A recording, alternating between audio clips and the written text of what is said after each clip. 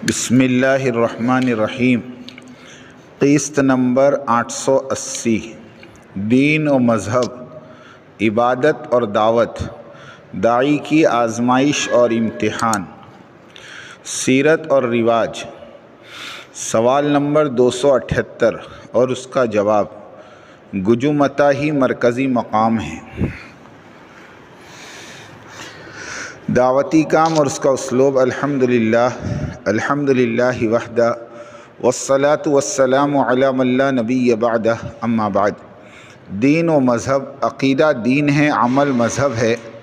دین سارے نبیوں کا ایک ہے، عمل سب نبیوں کے ایک جیسے نہیں ہوتے تھے، البتہ ان کے وقت کے اعتبار سے ان کی شریعت ہوا کرتی تھی، لیکن دعوت سب نبیوں کی ایک تھی، اس میں اختلاف نہیں تھا۔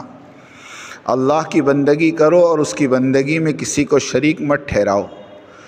دعوت 3 قسم کی ہوتی ہے۔ نمبر 1، غیروں کو ایمان کی دعوت دیں گے، نرمی کے ساتھ، حکمت کے ساتھ، آسان طریقے سے۔ اور نمبر 2، ایمان والوں کو عمل کی اور شریعت پر چلنے کی دعوت دیں گے، خوب سمجھا کر، اللہ کے وعدوں کی امید دلا کر اور اس کے عذاب اور عقاب سے ڈرا کر، اکرام اور خندہ پیشانی کے ساتھ۔ نمبر 3، بحث کرنے والوں کو عقلی اور نقلی اور معقول دلائل کے ساتھ دعوت دی جائے گی۔ فائدہ: دوران دعوت 2 باتوں پر سختی کے ساتھ عمل ہو۔ نمبر 1، زبان سے اکرام نہ جائے، اور نمبر 2، دل سے اخلاص نہ جائے۔ نمبر 4، اہم اور بنیادی بات یہ ہے کہ ہر کلمہ گو کو داعی اللہ بنانے کی کوشش کی جا رہی ہو۔ عبادت اور دعوت۔ عبادت کا اجر اور تاثیر بندے کی اپنی ذات کی حد تک محدود رہتی ہے، اس کی عبادت سے کسی دوسرے شخص کو کوئی فائدہ نہیں ہوتا۔ اس کیفیت کو فقہی اصطلاح میں لازم کہا جاتا ہے، لیکن دعوتی کام کا اجر اور اس کی تاثیر عبادت سے بالکل مختلف ہے۔ ایک جماعت کسی محلے میں جاتی ہے اور دن بھر دعوتی محنت کرتی ہے، تو اس گاؤں کے 10-20 لوگ اس جماعت کے ساتھ مسجد آتے ہیں اور جماعت والوں کے ساتھ نماز ادا کرتے ہیں۔ اس دعوتی عمل کو فقہی اصطلاح میں متعدی کہتے ہیں، یعنی جو خیر داعی میں ہے وہ خیر دوسروں میں بھی منتقل ہوا۔ فائدہ: 40 دن کی جماعت پورے چلے میں ہر روز 10 آدمیوں کو مسجد لائے تو 40 دن میں کم از کم 400 آدمیوں کو نماز کی طرف متوجہ کرنا ہوا۔ اس طرح ہزاروں جماعتیں دنیا بھر میں دعوتی کام میں لگی ہوئی ہیں، جس کی برکت سے دنیا بھر میں نمازیوں کی تعداد کا اندازہ لگا سکتے ہیں۔ جو عمل متعدی ہوتا ہے اس کا اثر بے حساب ہوتا ہے۔ مشرقی یورپ میں ہم نے سن 1990 سے جانا شروع کیا۔ مسجدیں ویران تھیں، جانور باندھنے کی جگہ بنی رہتی تھی، جماعتیں جاتی رہی، آج الحمدللہ ہزاروں مسجد آباد ہیں۔ دعوتی کام ہوتا ہے، دن کی نماز جمعہ کی مانند ہوتی ہے، مصلیوں سے فل۔ حضور اکرم صلی اللہ علیہ وسلم اور صحابہ کرام کی اسی ترتیب دعوت پر 23 سالہ مختصر سے عرصے میں اتنی بڑی امت دعوتی کام پر کھڑی ہو گئی۔ داعی کی آزمائش اور امتحان۔ امتحان صحابہ کا بھی ہوا اور بادشاہ طالوت کے بنی اسرائیل کا بھی۔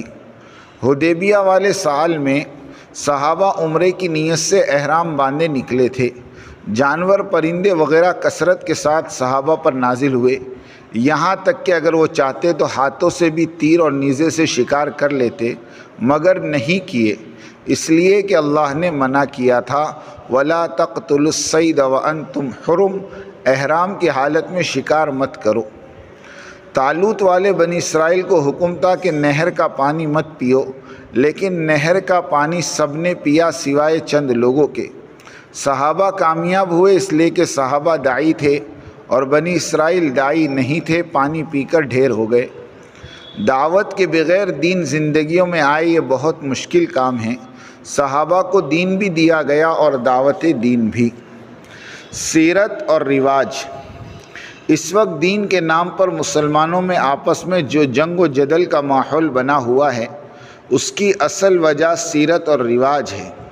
یہ علم کا زمانہ ہے۔ پہلے زمانے یعنی 30-40 سال قبل علم صرف علماء کرام کے پاس ہی تھا، عوام علم سے کورے تھے، مولوی صاحب کہہ دیتے مسلمان مان لیتے تھے۔ لیکن ٹیکنالوجی کی وجہ سے انٹرنیٹ کا دور شروع ہوا، اسکول کے بچوں سے لے کر کالج اور یونیورسٹیز، تاجر، زارع، مرد، عورتیں، شہری، دیہاتی، سب دین کو جاننے اور سمجھنے والے بن گئے۔ اب کسی حدیث کی تخریج معلوم کرنا ہو تو صرف 5 منٹ لگتے ہیں، ساری کتب حدیث سامنے آ جائے گی۔ اب اگر کوئی مفتی صاحب یہ کہے کہ فلاں بزرگ یہ فرماتے ہیں تو سامنے والا کہتا ہے قرآن، حدیث اور سیرت صحابہ کیا کہتے ہیں؟ UK کے بڑے مفتی صاحب فرماتے ہیں کہ ایسا لگتا ہے کہ آئندہ 10-20 سالوں میں ہم پرانے مفتی سب بے دست و پا ہو جائیں گے، اس لیے کہ نوجوان نسل ہمارے مروجہ نظام فتویٰ پر کتاب اور سنت اور سیرت والی تحقیق کی عبارت پر مبنی فتووں کو ترجیح دیتی ہے۔ اس لیے ہمارے علماء کرام کو بھی خوب محنت کرنی ہوگی۔ فائدہ، یہی رواج اور سیرت والا جھگڑا علماء اور تبلیغ والوں کے درمیان چل رہا ہے۔ امیر عالم حضرت جی رابع مولانا محمد سعد صاحب دامت و برکاتہم کے بیانات کے ساتھ علماء کی طرف سے یہی اعتراضات کا سلسلہ جاری رہتا ہے، اس لیے کہ حضرت جی رابع قرآن، حدیث اور سیرت کو پیش کرتے ہیں اور علماء مروجہ طریقے پر ڈٹے ہوئے ہیں۔ سیرت کی باتیں ان کے پلے نہیں پڑتی یا پھر علماء بغض ساعت کے مرض میں مبتلا ہیں۔ ہم نے ان علماء کے 200 سے زائد اعتراضات کا مدلل جواب اپنی قسطوں میں دیا ہے۔ الحمدللہ جن علماء کے قلوب سعادت سے متصف ہیں انہوں نے ہماری تحقیقات کو پرکھا اور سراہا اور دعوتی کام میں چل رہے ہیں، اور جن کے دل شقاوت سے معمور ہے وہ اپنی ضد پر ڈٹے ہوئے ہیں۔ خاص کر کچھ علماء وادی میں اور کچھ علماء کرناٹک میں اور کچھ ساؤتھ افریقہ میں ابھی بھی زہر اگل رہے ہیں۔ ہم ان سے آج بھی یہی کہتے ہیں کہ حضرت جی رابع کی جن باتوں پر اعتراض ہو تحریراً ہمیں واٹس اپ کرے، ہم انشاءاللہ تشفی بخش جواب دیں گے۔ جنہوں نے بھی لکھا تو صرف یہی لکھا ما وجدنا علیہ آباءنا، ہم نے اپنے بڑوں کو اس طرح کہتے نہیں سنا۔ واللہ آج ہی کے دن کے لیے حضرت امام مالک بن انس رحمۃ اللہ علیہ نے فرمایا تھا کہ بعد آنے والے مسلمانوں کی فلاح و نجاح سابقین الاولین یعنی صحابہ والے طرز زندگی میں ہیں، یعنی قرآن اور حدیث اور سیرت طیبہ ہی تمہاری کامیابی کا زینہ ہے۔ اس لیے ہر طریقے محنت ہدایت کا ضامن نہیں، صحابہ والا طریقہ محنت ضامن ہے ہدایت کا۔ صحابہ کے طریقے کے علاوہ دوسرے طریقوں سے بھی ہدایت کی معلومات مل جائے گی، مگر وہ حقیقی ہدایت جو بندے کو شریعت مطہرہ پر کھڑا کر دے اور فکر نبوی زندگی میں ودیعت کر جائے اور امت محمدیہ کے غم میں گھلا دے اور دعوت اللہ والی محنت پر کھڑا کر دے، یہ سارے اوصاف سیرت طیبہ والی دعوت کی برکت ہی سے پیدا ہوں گے، اور اصلی ہدایت یہی ہے۔ مسلمان کا کام دعوت اللہ ہے۔ کنتم خیر امہ والی آیت مبارکہ میں واضح طور پر مسلمانوں کے ایماندار ہونے کو ذکر فرمایا، اس لیے کہ ان کے ساتھ امر بالمعروف اور نہی عن المنکر یعنی تبلیغ جڑی ہے۔ اس آیت کے باقی آدھے حصے میں فرمایا کاش اہل کتاب بھی ایمان لے آتے، ان میں سے بعض مسلمان اور بعض نافرمان۔ حضرت عمر رضی اللہ تعالیٰ عنہ فرماتے ہیں کہ جو شخص چاہے کہ وہ اس آیت کا مصداق ہو تو اسے داعی اللہ ہونا چاہیے، جو تبلیغ نہ کرے وہ اس آیت کا مصداق نہیں ہو سکتا۔ خلاصہ کلام یہ ہے کہ تبلیغ معیار ہے مومن کامل ہونے کا۔ حضرت قتادہ رضی اللہ تعالیٰ عنہ آیت ومن احسن قولا ممن دعا الی اللہ والی آیت کی تفسیر میں فرماتے ہیں کل من دعا الی اللہ فہو مہتد، ہر داعی الی اللہ ہدایت یافتہ ہے۔ بقول حسن بصری رحمۃ اللہ علیہ کے کہ اسلام کے اندر روح اور خوبصورتی پیدا کرنے کے لیے اس کی دعوت دینی لازمی ہے۔ دعوت کے بغیر حسن اور خوبی اسلام کے آدمی کے اسلام میں پیدا نہیں ہو سکتی۔ ابلاغ اور تبلیغ دو مختلف چیزیں ہیں، اس کی پہچان داعی الی اللہ کے لیے لازمی ہے۔ وعظ و تقریر اور تصنیف ابلاغ ہیں، اس لیے واعظین وعظ کے آخر میں وما علینا الا البلاغ کہتے ہیں، اور تبلیغ باب تفعیل سے ہے جس کے معنی خوب پہنچانا، یعنی کسی کو اللہ کا پیغام بار بار پہنچانا یہاں تک کہ وہ ہدایت پر آ جائے۔ حضور اکرم صلی اللہ علیہ وسلم نے ابو جہل جیسے لوگوں کو بھی بار بار دعوت دی۔ ابو طالب کو ہر روز دعوت پہنچتی تھی، کبھی قولاً کبھی عملاً، مگر ان کا اسلام نہ لانا یہ مشیت خداوندی تھی۔ اگر وہ بھی اسلام لے آتے تو حضور صلی اللہ علیہ وسلم کی قریش سے محافظت کا سامان ہی ختم ہو جاتا۔ قریش ابو طالب کو بھی اپنا رقیب یعنی دشمن سمجھتے اور دشمن بن جاتے، پھر کسی قسم کی کوئی رعایت نہ کرتے۔ جس طرح قریش کی نظر میں حضرت حمزہ رضی اللہ عنہ تھے، اسی طرح ابو طالب بھی ہو جاتے، مگر پھر بھی کفر پر خاتمے کے باوجود تخفیف عذاب کا فیصلہ فرمایا گیا۔ دین اور دنیا کی ترقی، یہ بات طے شدہ ہے کہ دین جب بھی چمکا اور ترقی پایا، اس کے پیچھے مسلمانوں کا آپسی تعاون ہی کار فرما رہا، اور اسی طرح اس کے زوال کا سبب آپسی خلفشار اور اختلاف رہا، اور دنیا کی ترقی آپسی تقابل میں پنہا رہی۔ اسی تقابل کے نتیجے میں نئی نئی ایجادات وجود میں آ کر دنیا سنور گئی۔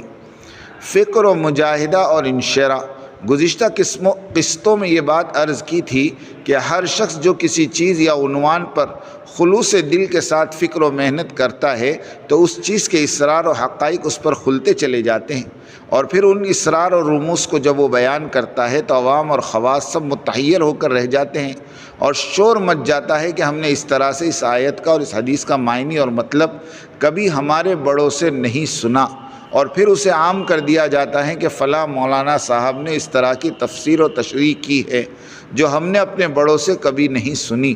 پھر ان نئی تشریحات اور تنقیحات پر حکم لگانے میں علماء کرام دو حصوں میں منقسم ہو جاتے ہیں، ایک مجتہدین اور ایک مقلدین۔ علماء مجتہدین وہ علماء ہیں جن کے عقل اور قلوب وسیع ہوتے ہیں، وہ ہر نئی معلومات کا استقبال کرتے ہیں اور پھر حاصل شدہ نئی معلومات کو کتاب اور سنت اور اجماع صحابہ اور قدیم مجتہدین امت کے فرمودات اور تشریحات سے ملا کر دیکھتے ہیں۔ اگر کچھ تال میل نظر آ جائے تو ان تشریحات کو قبول کرتے ہوئے صحیح اور درست ہونے کا حکم لگاتے ہیں۔ علماء مقلدین، فائدہ، ہم یہاں لفظ مقلدین اس لیے لکھ رہے ہیں کہ عمل میں تقلید تو سمجھ میں آتی ہے، لیکن علم میں تقلید یہ تو سمجھ سے باہر ہے، اس لیے کہ علم کی بلندی کی کوئی حد شریعت نے مقرر نہیں کی۔ اگر علم کی حد مقرر کی جاتی تو فرمان الہی ربی زدنی علما، میرے رب میرا علم بڑھا دے، بے معنی ہو کر رہ جاتا۔ وفوق کل ذی علم علیم، ہر ذی علم پر فوقیت رکھنے والا دوسرا ذی علم موجود ہے، اس کی تعبیر بھی بے مقصد ہو کر رہ جاتی۔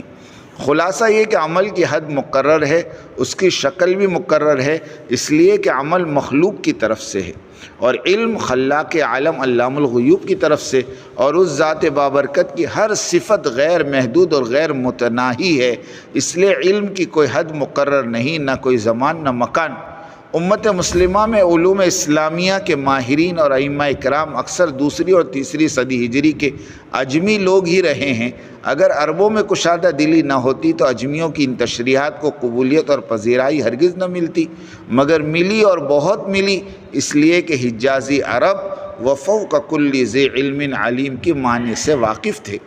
قیامت تک ہر علم اور فن کے مجتہدین پیدا ہوتے رہیں گے اور اپنی فکروں اور مجاہدوں کے ذریعے نئی نئی تشریحات پیش کرتے رہیں گے، اور یہ کہہ کر کہ ہم نے ہمارے بڑوں کو اس طرح سے کہتے نہ سنا لہذا اسے نہیں مانتے، تو یہ کہنا تو بالکل غیر صحیح اور غلط ہے۔ واللہ اس طرح کی سوچ اور فیصلہ علم کی حقانیت سے انکار کے مترادف ہے، اور علماء کی حوصلہ شکنی اور ان کی ذات سے بدگمانی کے سوا کچھ نہیں۔ ہمارے بڑوں میں مجتہدین مولانا قاسم صاحب نانوتی، مولانا اشرف علی تھانوی، مولانا بدر عالم میرٹی، مولانا منیظر حسن گہلانی، انور شاہ کشمیری، ادریس صاحب کاندھلوی، ان کی تصانیف کو پڑھ کر آدمی دم بخود ہو جاتا ہے۔ ان بزرگوں کی علمی بصیرت اور الہامی اور اجتہادی کیفیات ان کی تصانیف سے جھلکتی ہے۔ سوال نمبر 278، اصل ٹھیا گھجو متا میں اور دوسرے ٹھیوں میں کیا فرق ہے؟ دوسرے ٹھیوں کی وجہ سے آپس میں تفریق اور پھوٹ اور بدمزگی آ چکی ہے، ہمیں کہاں جڑنا چاہیے؟ جواب، دعوتی کام کی کلید اجتماعیت ہے، اس اجتماعیت کو برقرار رکھنا لازمی امر ہے، اس اجتماعیت کے خاطر ٹھیا گھجو متا میں جڑا جائے۔ رہا دوسرے ٹھیے تو وہ اسی گجو متا کے تابع ہو کر گجومتا کی شورا کے مشورے سے کام کرتے رہیں۔ اس سے اطاعت کا پہلو بھی زندہ رہے گا اور کام آسان بھی ہوگا، برکتیں ہوگی۔ اگر دوسرے ٹھیے والے اپنی بات چلانے لگے تو یہ ایک اعلانیہ بغاوت ہوگی، اس سے ساتھیوں میں تفریق اور پھوٹ پڑے گی، اور جن ٹھیوں سے آپس میں توڑ اور آپس میں پھوٹ اور تفریق پیدا ہوتی ہے تو وہ ٹھیے مسجد ضرار کہلائیں گے، اور ان میں جمع ہونا، جڑنا، مشورے کرنا جائز نہیں ہے، بلکہ اعلانیہ بغاوت ہے، گناہ ہے، تفریقم بین المؤمنین و ارصادہ ہے۔ مسجد ضرار بنائی گئی تو منافقوں کے باتوں میں آ کر سچے مسلمان بھی مسجد ضرار کے بانی ابو عامر راہب کے ساتھ ہو گئے تھے۔ بعد میں خبر ہوئی تو ابو عامر منافق کا ساتھ چھوڑ دیا تھا اور حضور صلی اللہ علیہ وسلم کے ہاتھ پر اسلام لائے، بیعت بھی کی۔ ابو عامر سخت دشمن رسول تھا، منافق تھا، حالانکہ اس کے بیٹے حضرت حنظلہ تھے جنہیں فرشتوں نے غسل دیا تھا۔ ابو عامر نے اپنی علیحدہ سے مسجد ضرار بنائی۔ مسلمان مسجد قباء میں نماز پڑھتے تھے، اب مسجد ضرار میں بھی نماز پڑھی جانے لگی۔ انجام کار حضور صلی اللہ علیہ وسلم کے حکم سے مسجد ضرار جلا دی گئی۔ حضرت شقیق کا فتویٰ، حضرت شقیق رحمۃ اللہ علیہ کہتے ہیں کہ میں پسند نہیں کرتا کہ اس مسجد میں نماز پڑھوں جو مسجد امت مسلمہ کے اندر توڑ اور تفرقہ پیدا کرنے کے لیے بنائی گئی ہو، اور فرمایا ہر وہ مسجد جو امت مسلمہ میں توڑ اور تفرقہ پیدا کرنے کے لیے بنائی جائے، یا وہ مسجد ریاکاری کے لیے بنائی جائے یا قومیت کے نام پر بنائی جائے، یہ سب اصل میں مسجد ضرار ہی کہلانے کے قابل ہے، اس لیے ایسی مسجد میں نماز نہ پڑھی جائے۔ اس طرح کی سب مساجد مسجد ضرار کی تعریف میں آتی ہے۔ حضرت جی رابع مولانا سعد صاحب دامت برکاتہم نے آپ کے ملک کی شورا بنائی ہے، اس شورا کے مشورے سے چلے، اور جب ساری شورا جمع ہو اس وقت ان کے سامنے اپنی باتیں رکھے، تنہا آدمی سے کچھ نہ پوچھے، اس سے آپس کا توڑ وجود میں آئے گا۔ اس وقت دو ہی استقبال کی جگہ مقرر ہیں، کراچی اور لاہور، اس کے سوا دوسرے علاقے بغیر مشورے کے وجود میں آئے ہیں، اور وہ سب اجتماعیت کو توڑنے والی سازش ہیں، اور یہ مسجد ضرار کی تعریف میں آتے ہیں۔ توڑ پیدا کرنے والے زیادہ دیر تک سرخرو نہیں رہیں گے، یہ سب عنقریب پکڑے جائیں گے انشاءاللہ۔ حضرت جی ثانی مولانا یوسف صاحب نور اللہ مرقدہ فرماتے، جس کسی نے بھی اپنی قوت اور طاقت اس لیے پیدا کی کہ اس سے ہمارے کام والوں میں توڑ پیدا کرے، قدرت خداوندی اسے تباہ و برباد کر کے چھوڑے۔ اللہ سے ڈرے، کام سے کام کرنے والوں سے نہ ٹکرائے، مٹا دیے جاؤ گے۔ اللہ تعالیٰ انسانیت کی عمومی ہدایت کے فیصلے فرمائے۔ آمین آمین آمین۔ وآخر دعوانا ان الحمد للہ رب العالمین۔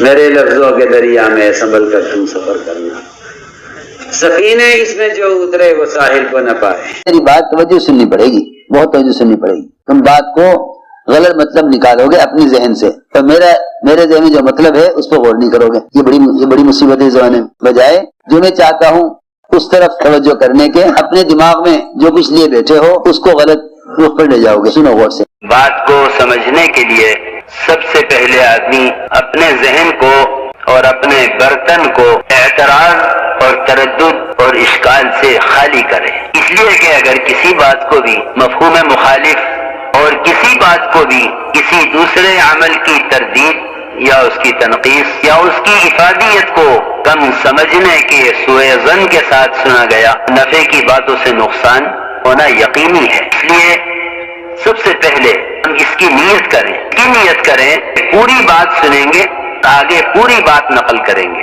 آدھی سننا یہ بھی دین دعوت کے لیے ناقص، اور آدھی بات کا نقل کرنا یہ تو بڑے فساد کا ذریعہ ہے، اس لیے بہت توجہ کے ساتھ بات سننی ہے۔ اور اگر آپ نے ابھی تک ہمارا چینل سبسکرائب نہیں کیا تو فوراً سبسکرائب کیجئے، ساتھ ہی بیل آئیکن پر کلک کریں تاکہ مزید آنے والی ویڈیو ہیں وہ آپ کو وقت پر ملتی رہیں۔